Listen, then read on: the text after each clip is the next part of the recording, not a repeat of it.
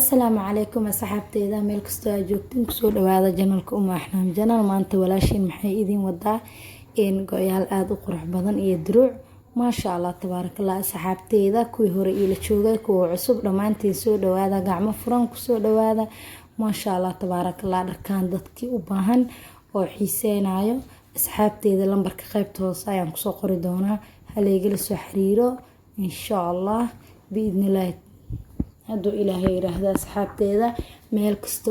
caalamka ka joogtiin dal iyo dibad insha Allah waa heli doontiin dharkaan hadii aad ka hesheen soo dhawaada waa gofraashadii duruucdii garbasaar iyo diraac inaba caadi maaha waxay u baahatid markaas insha Allah waad heli doontaa qofkii u baahan dharka in loo soo kariyo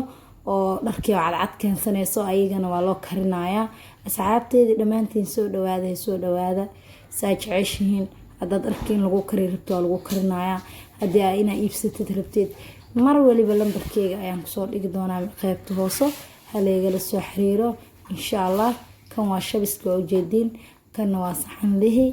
maasha Allah kan cadaanka inaba caadi maahan isigana waaba ka helabo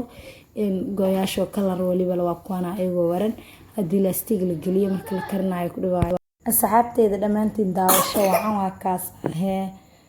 soori ilmo yariis ayaa iga qufacooyo raala laga noqdo waa u jeedin gooyaasha marka meesha lagu soo safay